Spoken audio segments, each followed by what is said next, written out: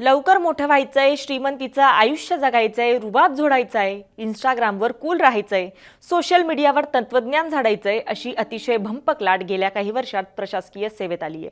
अशी चर्चा मागील काही दिवसांपासून रंगली आहे. त्याला कारणही तसं आहे.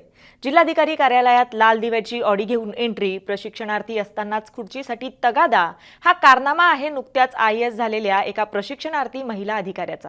कार्यालयात ऑडी घेऊन गेल्यामुळे सर्वांच्या भुवया उंचावलेल्या असतानाच या अधिकाऱ्याविषयी अशी काही माहिती समोर आली आहे ज्याचा अहवाल थेट मंत्रालयात पोहोचलाय आणि तातडीने बदलीचे आदेशही निघाले.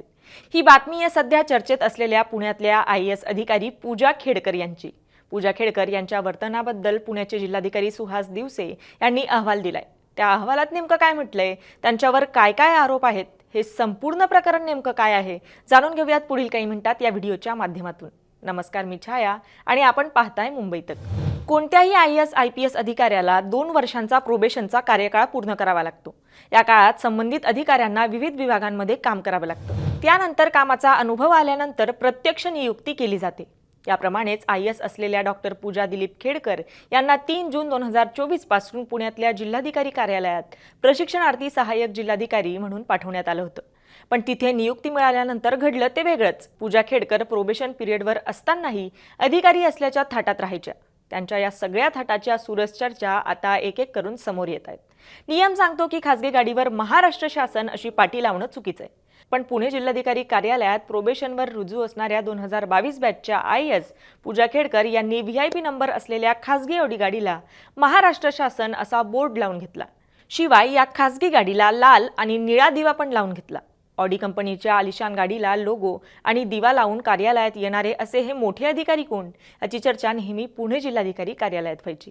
विशेष म्हणजे या अधिकारी मॅडमच्या गाडीचे दिवे दिवसा सुद्धा चालू असायचे. पूजा खेडकर यांचे कारनामे फक्त कारपुरते मर्यादित नव्हते, तर वरिष्ठ अधिकारी शासकीय कामासाठी मुंबईला मंत्रालयात गेले असताना त्यांचे अँटी चेंबर बळकावून या पूजा खेडकर यांनी चक्क वरिष्ठांच्या अँटी चेंबरचं सामानच बाहेर काढून तिथे स्वतःचं कार्यालय थाटलं आणि स्वतःच्या नावाचा बोर्ड सुद्धा लावला. त्यांच्या या वर्तनाबद्दल पुण्याचे जिल्हाधिकारी सुहास दिवसे यांनी अप्पर मुख्य सचिव मंत्रालय यांच्याकडे अहवाल दाखल केला. या अहवालात जिल्हाधिकारी दिवसे यांनी लिहिलंय की माझं कार्यालय हे जिल्हाधिकारी यांच्या कार्यालयाच्या शेजारीच हवं. मला शिपाईही हवा आणि हीच गाडी सुद्धा हवी, असा पूजा खेडकर यांनी हट्ट धरल्याचं त्यांनी म्हटलंय. त्यांनी पुढे लिहिलंय की पूजा खेडकर यांचे वडील दिलीप खेडकर हे कर्मचारी आणि अधिकाऱ्यांना दम देतात की तुम्ही सगळे माझ्या मुलीला त्रास देत आहात. माझ्या मुलीला त्रास दिला तर तुम्हाला पण भविष्यात या गोष्टीचा त्रास होईल. अनाठाई आग्रह करून दुरुस्त केलेलं कार्यालय सुद्धा अधिकारी पूजा खेडकर यांना आवडलं नाही. प्रोबेशनवर असणाऱ्या अधिकाऱ्यांना गाडी, शिपाई, दालन इत्यादी सोयी सुविधा पुरवण्याची कुठलीही शासकीय तरतूद नाही. त्यामुळे जिल्हाधिकाऱ्यांनी पूजा खेडकर यांना अप्पर जिल्हाधिकारी अजय मोरे यांचे कार्यालय त्यांना वापस द्यायला सांगितलं.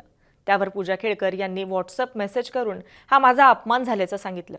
प्रोबेशनवर असणाऱ्या या अधिकाऱ्यांची वर्तवणूक प्रशासकीय अधिकाऱ्याला शोभेल अशी नाही.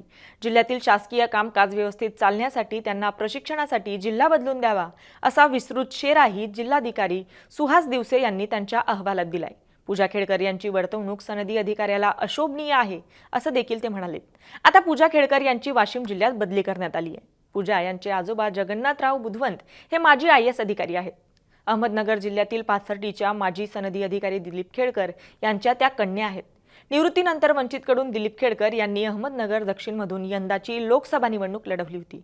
तर पूजा यांच्या आई डॉक्टर मनोरमा खेडकर या पाथर्डी तालुक्यातील भालगावच्या लोकनियुक्त सरपंच आहेत. एका मोठ्या कुटुंबातील असलेल्या पूजा खेडकर यांच्यावरील या आरोपांमुळे अधिकारी वर्गाच्याही भुवया उंचवल्या आहेत. कारण थेट IAS असलेल्या अधिकाऱ्यांबाबत अशी घटना आणि तेही पुण्यात समोर आल्याने त्याची चर्चा होणं स्वाभाविक आहे. मात्र तुम्हाला या प्रकरणाविषयी काय वाटतं, आम्हाला कमेंट करून नक्की कळवा आणि मुंबई तकला जर आपण सबस्क्राईब केलं नसेल तर नक्की सबस्क्राईब करा. धन्यवाद.